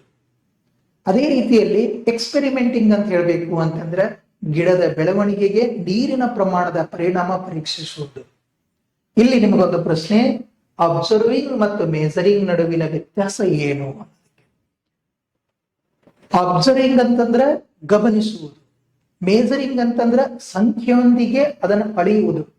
ಉದಾಹರಣೆ, ಮಳೆ ಕಂಡೇವು ಅಬ್ಸರ್ವೇಷನ್, 20 ಮಿಲಿಮೀಟರ್ ಮಳೆ ಅಳೆಯುವುದು ಮೆಜರ್ಮೆಂಟ್ ಅನ್ನೋದನ್ನು ನಾವು ಗಮನಿಸಬೇಕು. ಗೊತ್ತಾಗ್ತಾ ಇದೆ ನಮ್ಮ ಮಕ್ಕಳ? ಸೈಂಟಿಫಿಕ್ ಸ್ಕಿಲ್ ಅನ್ನೋದು ಏನಪ್ಪಾ ಅನ್ನೋದು ಅಂತಂದ್ರೆ ಅಬ್ಸರ್ವ್, ಮೇಜರ್, ಎಕ್ಸ್ಪೆರಿಮೆಂಟ್ ಅನ್ನೋದನ್ನ ತಿಳ್ಕೊಳ್ಬೇಕು. ಓಕೆ, ನೆಕ್ಸ್ಟ್ ಪೂರಿ ಪ್ರಶ್ನೆಗೆ ಮರಳಿ ಬರ್ತೀವಿ ನಾವು. ಸ್ಟಾರ್ಟಿಂಗ್ ನಲ್ಲಿ ಇದು ಪ್ರಶ್ನೆ ಬಂದಿತ್ತಲ್ಲ, ಪೂರಿ ಪ್ರಶ್ನೆ ಬಂದಿತ್ತಲ್ಲ ಇದು ರೀ. ಇದು ನಾವು ಸ್ಟಾರ್ಟಿಂಗ್ ನಲ್ಲಿ ಹೇಳಿದೀವಿ. ಇದಕ್ಕ ಟೆಕ್ಸ್ಟ್ ಬುಕ್ ಮತ್ತೆ ಮೊದಲ ಪುಟದ ಪೂರಿ ಪ್ರಶ್ನೆಗೆ ನಾವು ಮರಳಿ ಬರ್ಬೇಕೀಗ. ವಿಜ್ಞಾನ ಎಲ್ಲೆಡೆ ಇದೆ ಅನ್ನೋದಕ್ಕೆ ನಾವು ಇದನ್ನ ಹೇಳ್ತಾ ಇರೋದು. ಫ್ಯಾನ್ಸಿ ಲ್ಯಾಬ್ರೋಟರಿ ಬೇಕು, ಏನ್ ದೊಡ್ಡ ಪ್ರಮಾಣದ ಲ್ಯಾಬ್ರೋಟರಿ ಬೇಕಾಗಿಲ್ಲ ವಿಜ್ಞಾನ ಕಲಿಬೇಕು ಅಂತಂದ್ರೆ. ಅಡುಗೆ ಮನೆಯು ಅಬ್ಸರ್ವೇಷನ್ ಮತ್ತು ಸಿಂಪಲ್ ಎಕ್ಸ್ಪೆರಿಮೆಂಟ್ಗೆ ಉತ್ತಮ ಸ್ಥಳ ಆಗಿದೆ. ಆದ್ರೆ ಸೇಫ್ಟಿ ಮಾತ್ರ ನಾವು ಗಮನಿಸಬೇಕು. ಅದಕ್ಕೆ ಹೇಳ್ತೀವಿ ಸೇಫ್ಟಿ ಆಲ್ವೇಸ್ ಫಸ್ಟ್ ಅನ್ನೋದಕ್ಕೆ. ಈಗ ಇದಕ್ಕೆ ಒಂದು ಉದಾಹರಣೆ, ಹಿಟ್ಟು ಉಬ್ಬುವುದು, ಹಾಲು ಕುದಿಯುವುದು, ಸಕ್ಕರೆ ಕರಗುವುದು, ಎಣ್ಣೆ ಬಿಸಿಯಾಗುವುದು, ಇವೆಲ್ಲ ಕಿಚನ್ ಸೈನ್ಸ್ ಅಂತ ಹೇಳ್ತೇವೆ ನಾವು. ಏನೇನ್ ಹೇಳ್ರಿ? ಹಿಟ್ಟು ಉಬ್ಬುವುದು, ಹಾಲು ಕುದಿಯುವುದು, ಸಕ್ಕರೆ ಕರಗುವುದು, ಎಣ್ಣೆ ಬಿಸಿಯಾಗುವುದು, ಇವೆಲ್ಲ ಇವು ಕಿಚನ್ ಸೈನ್ಸ್ ಅಂತ. ನಮ್ಮ ಪ್ರಶ್ನೆ ಏನ್ ಗೊತ್ತಾ ನಿಮ್ಗೆ? ನಿಮ್ಮ ಅಡುಗೆ ಮನೆಯಲ್ಲಿ ವಿಜ್ಞಾನ ಕಾಣುವಂತ 3 ಘಟನೆಗಳನ್ನು ಹೇಳ್ಬಹುದಾ ನೀವು? ನಾನು ಹೇಳ, ಹಾಲು ಕುದಿಯುವುದು ನಮ್ಮ ಅಡುಗೆ ಮನೆಯಲ್ಲೇ ಆಗದಲ್ರಿ ಇದು. ಹಾಲು ಕುದಿಯುವುದು, ಸಕ್ಕರೆ ಕರಗುವುದು, ಹಿಟ್ಟು ಉಬ್ಬುವುದು, ಎಣ್ಣೆ ಬಿಸಿಯಾಗುವುದು, ತರಕಾರಿ ಬೇಯುವುದು, ಇವು ಕಿಚನ್ ಸೈನ್ಸ್ ಅಂತ ಹೇಳ್ತೀವಿ ನಾವು. ಓಕೆ, ಅದಕ್ಕೆ ಇಲ್ಲಿ science is everywhere. Kitchen, sky, play ground ಎಲ್ಲ ಕಡೆನೂ ಏನಂತಂದ್ರೆ ಸೈನ್ಸ್ ಇದೆ ಅಂತ ನಾವು ತಗೊಳ್ಬೇಕು. ಈಗ ಪೂರಿ, ಭಟೂರ, ಪುಲ್ಕ ಉಬ್ಬುವುದ್ರ ಬಗ್ಗೆ ನಾವು ಇನ್ನೂ ಡಿಟೇಲ್ ಆಗಿ ತಗೊಳ್ಬೇಕು ಅಂತಂದ್ರೆ, ಪೂರಿ ಅಥವಾ ಭಟೂರ ಬಿಸಿ ಎಣ್ಣೆಯಲ್ಲಿ ಹಾಕಿದಾಗ ಉಬ್ಬುತ್ತದೆ. ಇದನ್ನ ನೀವು ನೋಡಿರ್ಬೋದಲ್ಲ. ಪುಲ್ಕ ಬೆಂಕಿಯ ಮೇಲೆ ಇಟ್ಟಾಗಲೂ ಉಬ್ಬುತ್ತದೆ. ಇದು ವಿಜ್ಞಾನಿಯೊಬ್ಬ ಕೇಳಬಹುದಾದಂತ ಪ್ರಶ್ನೆ. ಇದು ಬಲೂನ್ ನಂತೆ ಏಕೆ ಉಬ್ಬುತ್ತೆ ಇದು ಅಂತ ಪ್ರಶ್ನೆ ಬರುತ್ತಲ್ಲ ನಮ್ಗೆ. ಇಲ್ಲಿ ಎಕ್ಸಾಂಪಲ್ ಹೇಳ್ಬೇಕು ಅಂತಂದ್ರೆ, ಬಿಸಿ ಪರಿಣಾಮದಿಂದ ಒಳಗಿನ ತೇವಾಂಶ ಆವಿಯಾಗಬಹುದು, ಗಾಳಿ ಆವಿ ಒಳಗೆ ಒತ್ತಡ ಕೊಡಬಹುದು, ಹಿಟ್ಟಿನ ಪದರಗಳು ಬೇರ್ಪಡಬಹುದು. ಇವೆಲ್ಲ ಪರಿಶೀಲಿಸಬಹುದಾದಂತ ನಮ್ಮ ಊಹೆಗಳಾಗಿವೆ ಅಂತ. ಇಲ್ಲಿ ಒಂದು ಪ್ರಶ್ನೆ, ಪೂರಿ ಉಬ್ಬುವಾಗ ಒಳಗೆ ಏನಾಗಿರಬಹುದು ಎಂದು ನೀವು ಊಹಿಸುತ್ತೀರಾ?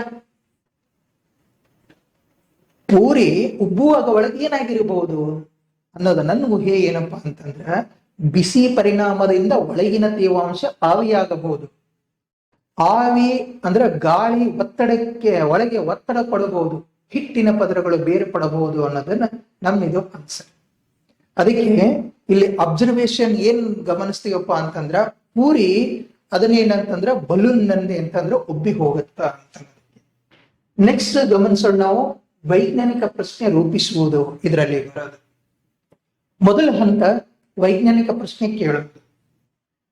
ಪೂರಿ ಉಬ್ಬುವಿಕೆಯನ್ನು ಬದಲಾಯಿಸುವಂತ ಅಂಶಗಳು ಯಾವುವು? ಈ ಪ್ರಶ್ನೆಯನ್ನು ಪರೀಕ್ಷಿಸಲು ನಾವು ಏನು ಕಂಟ್ರೋಲೇಬಲ್ ಫ್ಯಾಕ್ಟರ್ಸ್ ಗುರುತಿಸಬೇಕು. ಇದರಲ್ಲಿ ಎಕ್ಸಾಂಪಲ್ ಮೂಲಕ ಹೇಳ್ಬೇಕು ಅಂತಂದ್ರೆ, ಪೂರಿ ಚೆನ್ನಾಗಿ ಉಬ್ಬುತ್ತದೆಯೇ ಎಂಬುದು ಸಾಮಾನ್ಯ ಪ್ರಶ್ನೆ. ಸಾಮಾನ್ಯ ಜನರು ನಾವು ಕಾಮನ್ ಆಗಿ ಕೇಳ್ಬೇಕಾದ್ರೆ ಪೂರಿ ಚೆನ್ನಾಗಿ ಉಬ್ಬುತ್ತದೆಯೇ ಅನ್ನೋದು. ಇದನ್ನೇ ಹಿಟ್ಟಿನ ದಪ್ಪ ಪೂರಿ ಉಬ್ಬುವಿಕೆಗೆ ಪರಿಣಾಮ ಬೀರುತ್ತದೆಯೇ ಎಂಬುದು ಪರೀಕ್ಷಿಸಬಹುದಾದಂತ ವೈಜ್ಞಾನಿಕ ಪ್ರಶ್ನೆ. ನೋಡಿ, ಸಾಮಾನ್ಯ ಪ್ರಶ್ನೆ ಏನಾಗಿರುತ್ತೆ, ಪೂರಿ ಚೆನ್ನಾಗಿ ಉಬ್ಬುತ್ತದೆಯೇ ಅನ್ನೋದಕ್ಕೆ ಕೇಳೋದು. ಅದನ್ನೇ ವೈಜ್ಞಾನಿಕ ಪ್ರಶ್ನೆ ಹೆಂಗ್ ಕೇಳಬಹುದು ನಾವು? ಹಿಟ್ಟಿನ ದಪ್ಪ ಪೂರಿ ಉಬ್ಬುವಿಕೆಗೆ ಪರಿಣಾಮ ಬೀರುತ್ತದೆಯೇ ಅನ್ನೋದು ಕೇಳೋದು. ಓಕೆ, ಸಾಮಾನ್ಯ ಪ್ರಶ್ನೆ ಮತ್ತು ಪರೀಕ್ಷಿಸಬಹುದಾದಂತಹ ಪ್ರಶ್ನೆಗಳ ನಡುವಿನ ವ್ಯತ್ಯಾಸ ಏನು ಅನ್ನೋದು ಒಂದು ಪ್ರಶ್ನೆ ನಿಮ್ಗೆ. ಒಂದು ಸಾಮಾನ್ಯ ಪ್ರಶ್ನೆ, ಇನ್ನೊಂದು ಪರೀಕ್ಷಿಸಬಹುದಾದಂತಹ ಪ್ರಶ್ನೆ. ಇವುಗಳ ನಡುವಿನ ವ್ಯತ್ಯಾಸ ಏನು ಅನ್ನೋದಕ್ಕೆ. ಸಾಮಾನ್ಯ ಪ್ರಶ್ನೆಗೆ ಸ್ಪಷ್ಟ ಪರೀಕ್ಷೆ ಇರದೇ ಇರಬಹುದು, ಅದಕ್ಕೆ ಏನು ಪರೀಕ್ಷೆ ಇರೋದಿಲ್ಲ, ನೇರವಾಗಿ ಪ್ರಶ್ನೆ ಕೇಳು. ಪರೀಕ್ಷಿಸಬಹುದಾದ ಪ್ರಶ್ನೆಯಲ್ಲಿ ಯಾವ ಅಂಶ ಬದಲಿಸಿ ಏನು ಗಮನಿಸಬೇಕು ಅನ್ನೋದನ್ನು ತಿಳ್ಕೊಳ್ತೀವಿ. ಓಕೆ, ಅದಕ್ಕೆ ಹೇಳೋದು ಒಂದು ಸೈಂಟಿಫಿಕ್ ಕ್ವಶನ್ ಏನಪ್ಪಾ ಅಂತಂದ್ರೆ ಅದನ್ನ ನಾವು ಟೆಸ್ಟಬಲ್ ಕ್ವಶನ್ ಅಂತ, ಪರೀಕ್ಷಿಸಬಹುದಾದ ಪ್ರಶ್ನೆ ಅಂತ ಅರ್ಥ. ಓಕೆ, ಇಲ್ಲಿ ಬದಲಾಯಿಸಬಹುದಾದಂತ ಅಂಶಗಳು ಏನು ಅಂತ ನೋಡುತ್ತೆ. ಇಲ್ಲಿ ಗಮನಿಸಬೇಕು, ಟೆಕ್ಸ್ಟ್ ಬುಕ್ ಈ ಒಂದು ಇದರಲ್ಲಿ ನಾವು ಒಂದು ಪೂರಿ ಪ್ರಯೋಗ, ಇದರಲ್ಲಿ ನಾವು ಬದಲಾಯಿಸಬಹುದಂತ ಹಲವು ಅಂಶಗಳನ್ನು ಹೇಳ್ತಾವೆ. ಒಂದು ರೋಲ್ಡ್ ಡಫ್ ನ ಥಿಕ್ನೆಸ್, ಅದರ ಸೈಜ್, ಆಮೇಲೆ ಅದರ ಫ್ಲೋರ್ ಟೈಪ್, ಅದರ ಅಟ್ಟ ಅಥವಾ ಮೈದಾನ, ಅದರ ಬಿಸಿ ಎಣ್ಣೆನ, ಆ ಬಿಸಿ ಎಣ್ಣೆ ಟೆಂಪರೇಚರ್, ಹೀಗೆ ನಂತರ ಆಯಿಲಿಗೆ ಹಾಕುವಂತ ಅಂಶನ, ಹೀಗೆ ಅನೇಕ ರೀತಿಯಾದಂತ ಒಂದು ಪರೀಕ್ಷೆನ ನಾವು ಮಾಡಬಹುದು. ಇಲ್ಲಿ ಎಕ್ಸಾಂಪಲ್ ನಲ್ಲಿ ನಾವು ತಗೊಂಡಿದ್ದು ಎಕ್ಸಾಂಪಲ್ ನಲ್ಲಿ ಒಂದು ಪೂರಿ ತುಂಬಾ ದಪ್ಪವಾಗಿದ್ರೆ ಒಳಗಿನ ಆವಿ ಅಥವಾ ಗಾಳಿ ಸರಿಯಾಗಿ ಹಂಚಿಕೊಳ್ಳದಿರಬಹುದು. ತುಂಬಾ ತೆಳುವಾದ್ರೆ ಬೇರೆ ಪರಿಣಾಮ ಇರಬಹುದು. ಇದೇ ಅದರ ವೇರಿಯೇಬಲ್. ನಿಮ್ಮ ಒಂದು ಪ್ರಶ್ನೆ ಏನಂತಾರೆ, ಈ ಪಟ್ಟಿಯಲ್ಲಿ ನಿಮಗೆ ಹೆಚ್ಚು ಪರಿಣಾಮ ಬೀರುತ್ತದೆ ಎಂದು ಅನ್ನಿಸುವಂತ ಅಂಶ ಯಾವುದು ಅಂತ. ನನ್ನ ಪ್ರಕಾರ ಎಣ್ಣೆ ಉಷ್ಣತೆ ಅಥವಾ ಹಿಟ್ಟಿನ ದಪ್ಪ ಹೆಚ್ಚು ಪರಿಣಾಮ ಬೀರುತ್ತೆ. ಎಲ್ಲ ಊಹೆಗಳ ಪ್ರಕಾರ ನಾವು ನೋಡಿದೀವಿ ಅಂತಂದ್ರೆ ಹೌದು ಅಂತ ಅನಿಸ್ತದೆ, ಹೌದಲ್ರಿ? ಇಲ್ಲಿ ಅದರ ಪರಿಣಾಮಗಳಲ್ಲಿ ನೋಡ್ಬೇಕು ಅಂದ್ರೆ ಅವುಗಳ ಥಿಕ್ನೆಸ್, ಅವುಗಳ ಸೈಜ್, ಆಮೇಲೆ ಹಿಟ್ಟಿನ ಯಾವ ಹಿಟ್ಟಿದೆ ಅದರ ಮೇಲೆ, ಆಮೇಲೆ ಎಣ್ಣೆಯ ತಾಪಮಾನ, ಆಮೇಲೆ ಎಣ್ಣೆ ಅದರಲ್ಲಿ ಹಾಕುವಂಥದ್ದು ಅಂದ್ರೆ ಡ್ರಾಪಿಂಗ್ ಮೆಥಡ್, ಎಣ್ಣೆಯಲ್ಲಿ ಏನಂತಂದ್ರೆ ಪುರಿಯನ್ನು ಬಿಡುವಂತ ವಿಧಾನ, ಇವೆಲ್ಲವೂ ಅದರ ಮೇಲೆ ಬೀರುವಂತ ಪರಿಣಾಮಗಳು ಅಂತ ಹೇಳ್ತೀವಿ. ಇನ್ನು ಗಮನಿಸಬಹುದಾದಂತ, ಅಳೆಯಬಹುದಾದಂತ ಅಂಶಗಳು ಏನು ಅಂತಿದೆ. ಇಲ್ಲಿ ನಾವು ನೋಡ್ತೀವಿ, ಬದಲಾವಣೆ ಅರ್ಥ ಮಾಡಿಕೊಳ್ಳಲು ನಾವು ಏನ್ ಅಬ್ಸರ್ವ್ ಮಾಡಿದೀವಿ ಅಥವಾ ಮೇಜರ್ ಏನ್ ಮಾಡಬೇಕು ಅನ್ನೋದನ್ನು ನಾವು ತಿಳ್ಕೊಳ್ತೀವಿ. ಇನ್ನು ಕೆಲವಿಗೆ ಏನಂತಾರೆ ಎಸ್ ನೋ ಉತ್ತರ ಸಾಕಾಗುತ್ತೆ. ಪುರಿ ಉಬ್ಬಿತೆ, ಕೆಲವಿಗೆ ನಂಬರ್ ಬೇಕೆ, ಎಷ್ಟು ಸೆಕೆಂಡ್ ತೆಗೆದುಕೊಂಡಿತ್ತು, ಇನ್ನು ಕೆಲವು ಸೆನ್ಸರಿಬಲ್ ಅಬ್ಸರ್ವೇಷನ್ ಇರ್ತಾವ. ಎಣ್ಣೆ ಚಿಮ್ಮಿತೆ, ವಾಸನೆ ಬಂದಿತೆ, ಹೊಗೆ ಬಂತೆ, ಇವೆಲ್ಲನೂ ಏನಂತಂದ್ರೆ ನಾವು ಅಬ್ಸರ್ವ್ ಮಾಡುವಂತ, ಗಮನಿಸಬೇಕಾದಂತ, ಅಳೆಯಬಹುದಾದಂತ ಅಂಶಗಳು. ಇದರಲ್ಲಿ ಒಂದು ಎಕ್ಸಾಂಪಲ್ ತಗೊಂಡಿವಿ. ಪೂರಿ ಬೇಗ ಉಬ್ಬಿತು ಎಂದು ಹೇಳುವುದಕ್ಕಿಂತ ಪೂರಿ 8 ಸೆಕೆಂಡ್ಗಳಲ್ಲಿ ಉಬ್ಬಿತು ಎಂದು ದಾಖಲಿಸಿದರೆ ಅದು ಉತ್ತಮ ಡೇಟಾ, ಹೌದಲ್ರಿ? ಒಂದು ಪ್ರಶ್ನೆ ನಿಮ್ಗೆ ಕೇಳೋದೇನು, ಅಬ್ಸರ್ವೇಷನ್ ಅನ್ನು ನಂಬರ್ ಆಗಿ ಬರೆಯುವುದರಿಂದ ಏನು ಪ್ರಯೋಜನ ಅಂತ ನನ್ನ ಪ್ರಶ್ನೆ. ಏನ್ ಗೊತ್ತಾ, ನಂಬರ್ ಡೇಟಾ ಹೋಲಿಕೆ ಮಾಡಲು ಸಹಾಯ ಮಾಡುತ್ತೆ, ಕಂಪೇರ್ ಮಾಡ್ಲಿಕ್ಕೆ ನಮ್ಗೆ ಹೆಲ್ಪ್ ಮಾಡುತ್ತೆ.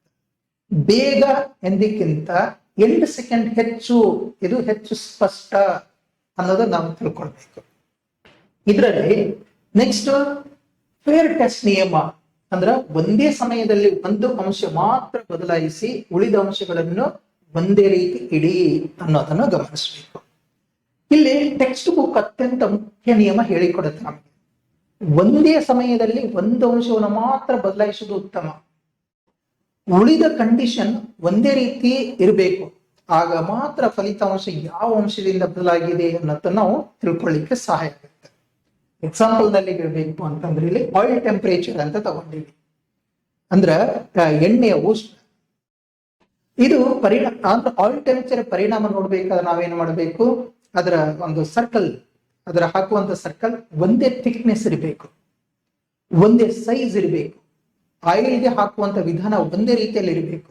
ಇಲ್ದಿದ್ರೆ ಏನಾಗುತ್ತೆ ಗೊತ್ತಾ, ರಿಸಲ್ಟ್ ಎಣ್ಣೆಯ ಬಿಸಿಯಿಂದ ಬಂದಿದೆ ಅಥವಾ ಹಿಟ್ಟಿನ ದಪ್ಪದಿಂದ ಬಂದಿದೆ ಅಂತ ತಿಳ್ಕೊಳಿಕ್ ಆಗೋದಿಲ್ಲ, ಮೊದಲ್ರಿ? ಅದಕ್ಕೆ ಒಂದು ಪ್ರಶ್ನೆ ಇಲ್ಲಿ ಕೇಳೋಣ, ಒಂದೇ ಪ್ರಯೋಗದಲ್ಲಿ ಆಯಿಲ್ ಟೆಂಪರೇಚರ್ ಮತ್ತು ಇದರ ಥಿಕ್ನೆಸ್ ಎರಡನ್ನು ಬದಲಿಸಿದರೆ ಯಾವ ಸಮಸ್ಯೆ ಉಂಟಾಗತ್ತ ಅನ್ನೋದಕ್ಕೆ. ಓಕೆ, ಏನಾಗತ್ರಿ? ಫಲಿತಾಂಶ ಎಣ್ಣೆ ಉಷ್ಣತೆಯಿಂದ ಬಂದಿದೆ ಅಥವಾ ಹಿಟ್ಟಿನ ದಪ್ಪದಿಂದ ಬಂದಿದೆ ಅನ್ನೋದು ತಿಳ್ಕೊಳಿಕ್ಕಾಗಲ್ಲ, ಅದು ತೊಂದರೆಯನ್ನು ಉಂಟು ಮಾಡುತ್ತೆ ಅನ್ನೋದನ್ನ ನಾವು ಗಮನಿಸ್ತೀವಿ. ಇನ್ನು ಇಲ್ಲಿ ದಾಖಲೆ ಇಡಬೇಕು. ಇಲ್ಲಿ ಪ್ರಯೋಗದ ವೇಳೆ ಕಂಡದ್ದು ಬರೀಬೇಕು, ಚಿಮ್ಮುವಿಕೆ, ವಾಸನೆ, ಹೊಗೆ, ಸಮಯ, ಫಲಿತಾಂಶ, ಟಿಪ್ಪಣಿ, ಇವೆಲ್ಲ ಇಂಪಾರ್ಟೆಂಟ್ ಅಂಶಗಳು. ಏನೇನು ಪ್ರಯೋಗ ಮಾಡುವಾಗ ನೀವು ನೋಡಿದ ಮತ್ತು ಅನುಭವಿಸಿದ ಎಲ್ಲವನ್ನು ನೋಟ್ ಮಾಡೋದು ಉತ್ತಮ. ಎಣ್ಣೆ ಚಿಮ್ಮಿತೆ, ವಾಸನೆ ಬಂತೆ, ಹೊಗೆ ಕಂಡಿತೆ, ಇನ್ನು ಪೂರಿ ಎಷ್ಟು ಸಮಯದಲ್ಲಿ ಉಬ್ಬಿತು, ಇವೆಲ್ಲ ದಾಖಲೆಗಳು ನಂತರ ತೀರ್ಮಾನ ಮಾಡ್ಲಿಕ್ಕೆ ನಮಗೆ ಸಹಾಯ ಮಾಡ್ತಾವೆ. ಇದಕ್ಕೆ ಎಕ್ಸಾಂಪಲ್ ಹೇಳಬೇಕು ಅಂತಂದ್ರ ಅಬ್ಸರ್ವೇಷನ್ ಟೇಬಲ್ ನೋಡ್ಕೊಳ್ಬೇಕು. ಈ ಅಬ್ಸರ್ವೇಷನ್ ಟೇಬಲ್ ನಲ್ಲಿ ಟ್ರಯಲ್ 1 ಅಂದ್ರ ಆಯಿಲ್ ವೆರಿ ಹಾಟ್ ಇತ್ತ, ಆಮೇಲೆ 5 ಸೆಕೆಂಡ್ ನಲ್ಲಿ ಆ ಪುರಿ ಉಬ್ಬಿತ್ತ, ಆಮೇಲೆ ಸ್ಮೋಕ್ ಸೀನ್ ಅದ್ರ ಏನಂತಂದ್ರೆ ಸ್ಮೋಕ್ ಸೀನ್. ಹಾಗೇನೆ ಟ್ರಯಲ್ 2 ನಲ್ಲಿ ನೋಡ್ಬೇಕು ಅಂದ್ರೆ oil not very hot, did not puff fully, no smoke, ಇವನ್ನೆಲ್ಲ ಏನಂತ ನಾವು ಗಮನಿಸ್ತೀವಿ. ಒಂದು ಪ್ರಶ್ನೆ ಬರುತ್ತಲ್ಲ ನಿಮ್ಗೆ, ವಿಜ್ಞಾನದಲ್ಲಿ ನೆನಪಿನ ಮೇಲೆ ಮಾತ್ರ ನಂಬಿಕೆ ಇಡೋದಕ್ಕಿಂತ ನೋಟ್ಸ್ ಏಕೆ ಉತ್ತಮ ಅನ್ನೋದಕ್ಕೆ. ಇದು ಇಂಪಾರ್ಟೆಂಟ್ ಪ್ರಶ್ನೆ. ಇದಕ್ಕೆ ನನ್ನ ಆನ್ಸರ್ ಏನ್ ಗೊತ್ತಾ, ನೋಟ್ಸ್ ಇದ್ರೆ ಮರೆತರು ಡೇಟಾ ಉಳಿಯುತ್ತೆ, ನಂತರ ಹೋಲಿಕೆ ಮತ್ತು ಕನ್ಕ್ಲೂಷನ್ ತೆಗೆದುಕೊಳ್ಳಲು ಸುಲಭ ಆಗತ್ತ ಅನ್ನೋದು ನಾವು ಗಮನಿಸ್ತೀವಿ. ಓಕೆ, ಅದಕ್ಕೆ ರೆಕಾರ್ಡ್ ಮಾಡೋದು ಬಹಳ ಇಂಪಾರ್ಟೆಂಟ್. ಇದು ಕಂಡೀಷನ್, ಅಬ್ಸರ್ವೇಷನ್, ಟೈಮ್, ನೋಟ್ಸ್ ಎಲ್ಲವನ್ನು ಇಟ್ಕೊಳ್ಳೋದು ಉತ್ತಮ ಈ ರೆಕಾರ್ಡ್ ನಲ್ಲಿ. ನೆಕ್ಸ್ಟ್ ಬರೋದು ನಮ್ಮ ಅಂಶ ಏನಂತಂದ್ರ ಹೊಸ ಪ್ರಶ್ನೆಗಳು ಮತ್ತೆ ಹುಟ್ಟುತ್ತವೆ. ಹೊಸ ಪ್ರಶ್ನೆಗಳು ಮತ್ತೆ ಹುಟ್ಟುತ್ತವೆ. ಇಲ್ಲಿ ಗಮನಿಸಬೇಕು, ಒಂದು ರೌಂಡ್ ಪ್ರಯೋಗದ ನಂತರ ಇನ್ನಷ್ಟು ಪ್ರಶ್ನೆಗಳು ಬರಬಹುದು. ಪ್ರೆಸ್ ಡಫ್ ನಿಂದ ಪೂರಿ ಚೆನ್ನಾಗಿ ಉಬ್ಬುತ್ತದೆ ಅಥವಾ ಸ್ಟೋರ್ ಡಫ್ ನಿಂದ ನಮಗೆ ಪೂರಿಗೆ ಮೊದಲೇ ಸಣ್ಣ ರಂಧ್ರ ಮಾಡಿದರೆ ಏನಾಗ್ತದೆ? ವಿಜ್ಞಾನದಲ್ಲಿ ಪ್ರತಿಯೊಂದು ಉತ್ತರ ಹೊಸ ಪ್ರಶ್ನೆಗೆ ದಾರಿ ಮಾಡುತ್ತಾ, ಇವೆಲ್ಲ ನಾವು ನೋಡ್ತೀವಿ. ಉದಾಹರಣೆಗೆ ಇಲ್ಲಿ ಹೇಳಬೇಕು ಅಂತಂದ್ರೆ, ಒಂದು ವೇಳೆ ಪೂರಿಗೆ ಸಣ್ಣ ರಂಧ್ರ ಮಾಡಿದರೆ ಒಳಗಿನ ಆವಿ ಹೊರಗೆ ಹೋಗಬಹುದು, ಆಗ ಅದು ಸಂಪೂರ್ಣವಾಗಿ ಉಬ್ಬದಿರಬಹುದು ಅನ್ನುವಂತ ಊಹೆ ಮಾಡಬಹುದು. ಇದನ್ನು ಪರೀಕ್ಷಿಸಬಹುದಲ್ಲ. ಇನ್ನು ಇಲ್ಲಿ ಒಂದು ಪ್ರಶ್ನೆ ಏನಂತಂದ್ರೆ, ಪೂರಿಗೆ ರಂಧ್ರ ಮಾಡಿದರೆ ಅದು ಉಬ್ಬುತ್ತದೆಯೇ, ನಿಮ್ಮ ಊಹೆ ಏನು? ನನ್ನ ಆನ್ಸರ್ ಏನ್ ಗೊತ್ತಾ, ರಂಧ್ರ ಮಾಡಿದರೆ ಒಳಗಿನ ಆವಿ ಅಥವಾ ಗಾಳಿ ಹೊರಗೆ ಹೋಗುತ್ತೆ, ಪೂರಿ ಸಂಪೂರ್ಣವಾಗಿ ಉಬ್ಬದೇ ಇರಬಹುದು ಅನ್ನೋದು ನನ್ನ ಊಹೆ.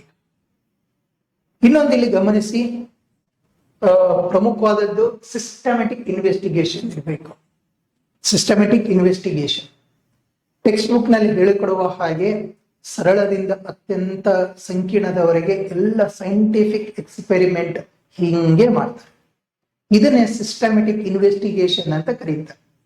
ಪ್ರಶ್ನೆ ಕೇಳೋದು, ಅಂಶಗಳನ್ನು ಗುರುತಿಸುವುದು, ಒಂದು ಅಂಶ ಮಾತ್ರ ಬದಲಾಯಿಸುವುದು, ಅಬ್ಸರ್ವೇಷನ್ ದಾಖಲಿಸುವುದು, ತೀರ್ಮಾನಿಸುವುದು, ಇವೆಲ್ಲವೂ ಸಿಸ್ಟಮ್ಯಾಟಿಕ್ ಇನ್ವೆಸ್ಟಿಗೇಷನ್ ನಲ್ಲಿ ಬರುತ್ತೆ. ಇದಕ್ಕೆ ಎಕ್ಸಾಂಪಲ್ ಕೊಟ್ಟಿರುವಂತ ಎಕ್ಸಾಂಪಲ್ ನಲ್ಲಿ ಒಂದು ಸರಳ ದಿನನಿತ್ಯ ಅಬ್ಸರ್ವ್ ಮಾಡುವಂತ ಎವ್ರಿ ಡೇ ಅಬ್ಸರ್ವೇಷನ್ ಅಂತ ಹೇಳ್ತೀವಲ್ಲ ಅದು. ಆದ್ರೆ ಇದೇ ಕ್ರಮವನ್ನು ವಿಜ್ಞಾನಿಗಳು ಏನ್ ಮಾಡ್ತಾರೆ, ಮೆಡಿಸಿನ್, ವೆದರ್, ಸ್ಪೇಸ್ಗೆ, ಆಮೇಲೆ ಎನ್ವಿರಾನ್ಮೆಂಟ್ಗೆ ಮುಂತಾದ ದೊಡ್ಡ ವಿಷಯಗಳಲ್ಲೂ ಬಳಸ್ತಾರ ಅನ್ನೋದು ಗಮನಿಸಿ. ಇಲ್ಲಿರುವಂತ ಪ್ರಶ್ನೆ, ಪೂರಿ ಉದಾಹರಣೆಯ ಕ್ರಮವನ್ನು ಬೇರೆ ಯಾವ ಘಟನೆಯಲ್ಲಿ ಬಳಸಬಹುದು ಅನ್ನೋದು. ನನ್ನ ಒಂದು ಎಕ್ಸ್ಪೆಕ್ಟೆಡ್ ಆನ್ಸರ್ ಏನ್ ಗೊತ್ತಾ, ಐಸ್ ಕರಗುವುದು, ನೆರಳು ಬದಲಾಗುವುದು, ಸಸ್ಯ ಬೆಳೆಯುವುದು, ಸಕ್ಕರೆ ಕರಗುವುದು, ನೀರು ಆವಿಯಾಗುವುದು ಮುಂತಾದವುಗಳಿಗೆ ಇದೇ ಕ್ರಮವನ್ನು ನಾವು ಬಳಸ್ತೀವಿ ಅನ್ನೋದಕ್ಕೆ. ಇನ್ನು ಇದರಲ್ಲಿ ನೋಡ್ಬೇಕು ಅಂತಂದ್ರೆ, ಪೂರಿ ಪ್ರಶ್ನೆಯು ಇನ್ನೂ ಸಂಪೂರ್ಣವಾಗಿ ಮುಗಿದಿಲ್ಲ, ಇದರ ಮೇಲೆ ಡಿಪೆಂಡ್. ಈಗ ಏನೇನ್ ನೋಡ್ಬೇಕು, ಟೆಕ್ಸ್ಟ್ ಬುಕ್ ಒಂದು ಆಸಕ್ತಿಕರ ಮಾತು ಹೇಳಿಕೊಡುತ್ತೆ. ಪೂರಿ ಉಬ್ಬುವಂತ ಸಿಂಪಲ್ ಎವ್ರಿಡೇ ಅಬ್ಸರ್ವೇಷನ್ ಕೂಡ ವಿಜ್ಞಾನಿಗಳಿಗೆ ಸಂಪೂರ್ಣವಾಗಿ ಅರ್ಥ ಆಗಿಲ್ಲ. ಅಂದ್ರೆ ಸಾಮಾನ್ಯವಾಗಿ ಕಾಣುವ ಘಟನೆಗಳಲ್ಲೂ ಆಳವಾದ ವಿಜ್ಞಾನ ಇರಬಹುದು ಅನ್ನೋದಕ್ಕೆ. ಓಕೆ, ಇಲ್ಲಿ ಒಂದು ಎಕ್ಸಾಂಪಲ್ ನಲ್ಲಿ ನಾವು ಹೇಳಬೇಕು ಅಂತಂದ್ರೆ, ನಾವು ಪ್ರತಿದಿನ ಆಕಾಶ ನೀಲಿ ಕಾಣುತ್ತೇವೆ, ಅದು ಸಾಮಾನ್ಯವೆನಿಸ್ತಾ ಎಲ್ಲರಿಗೆ. ಆದ್ರೆ ಅದರ ಹಿಂದಿನ ಬೆಳಕಿನ ಸ್ಕ್ಯಾಟರಿಂಗ್ ಅನ್ನುವಂತ ಆಳವಾದಂತ ವಿಜ್ಞಾನ ಇದೆ. ಇದನ್ನು ನೀವು ಗಮನಿಸಬೇಕು.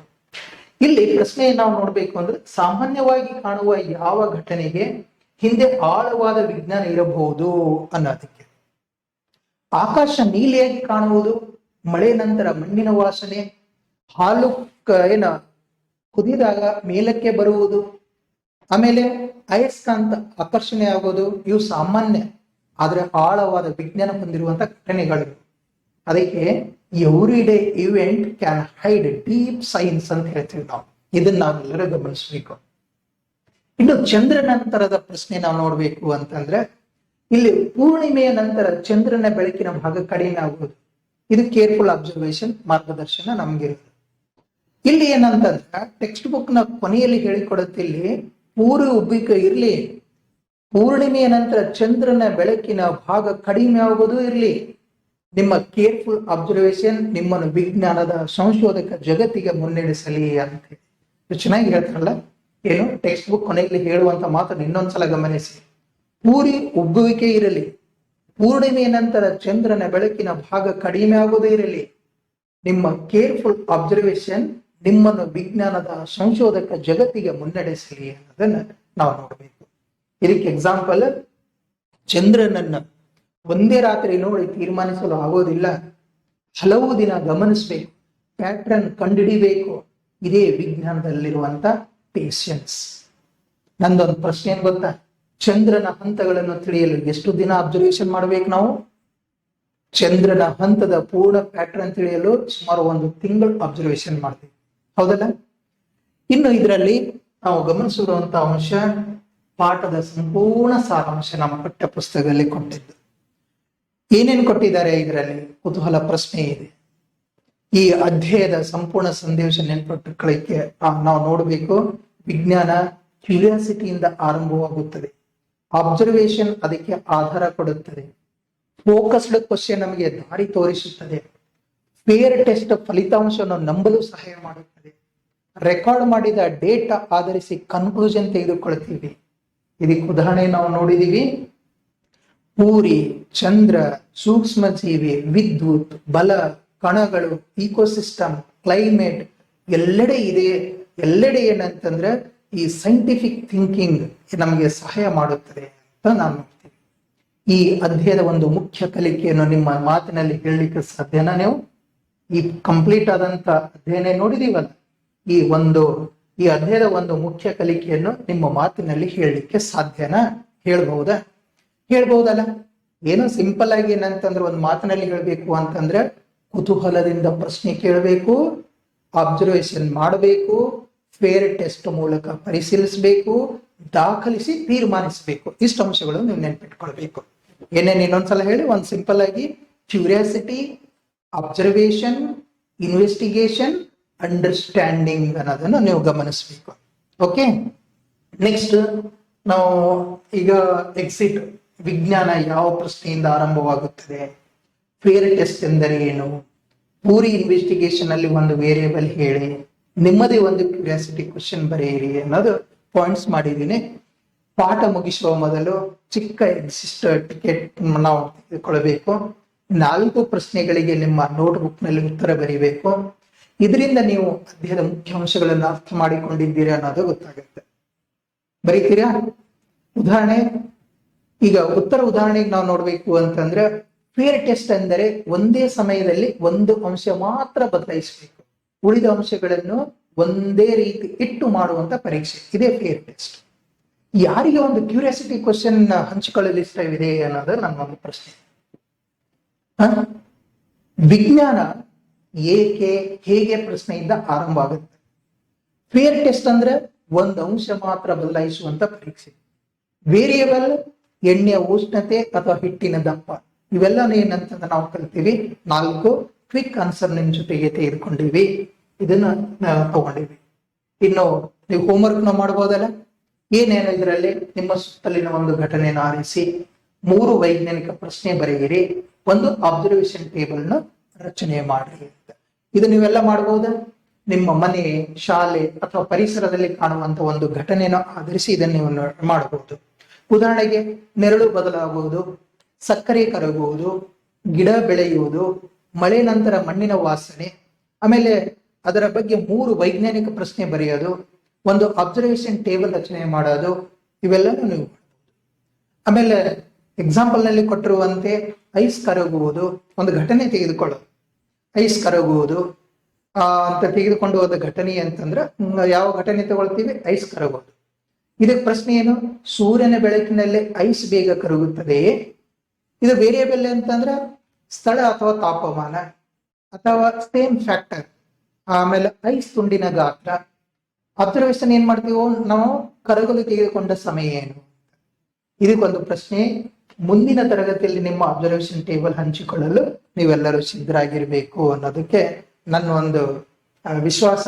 ವಿದ್ಯಾರ್ಥಿಗಳು ತಮ್ಮ ಎಲ್ಲ ಘಟನೆ, 3 ಪ್ರಶ್ನೆ ಮತ್ತು ಅಬ್ಸರ್ವೇಷನ್ ಟೇಬಲ್ ನೀವೆಲ್ಲ ಸಿದ್ಧಪಡಿಸ್ಕೊಂಡು ಬರ್ತೀರಿ. ಇದಿಗೆ ನಿಮ್ಗ ಒಂದು ಹೋಮ್ವರ್ಕ್ ಏನಪ್ಪಾ ಅಂತಂದ್ರೆ, ಇವೆಂಟ್ ಏನು, ಒಂದು ಇವೆಂಟ್ ತಗೊಳ್ಳೋದು, 3 ಕ್ವಶನ್ ಮತ್ತು ಅಬ್ಸರ್ವೇಷನ್ ಟೇಬಲ್ ಹಾಕೊಂಡು ಬರಬೇಕು. ಮುಂದಿನ ಒಂದು ವಿಡಿಯೋದಲ್ಲಿ ಮುಂದಿನ ಅಂದ್ರೆ ಮುಂದಿನ ಅಧ್ಯಾಯದ 2ನೇ ಅಧ್ಯಾಯ, ವಿಜ್ಞಾನ 2ನೇ ಅಧ್ಯಾಯದಲ್ಲಿ ನಾವು ಮತ್ತೆ ಭೇಟಿ ಆಗೋಣ. ಈ ವಿಡಿಯೋ ನೀವು ಚೆನ್ನಾಗಿ ತಿಳ್ಕೊಳ್ರಿ. ಎಲ್ಲರಿಗೂ ಒಳ್ಳೇದಾಗ್ಲಿ. ನಮಸ್ಕಾರ.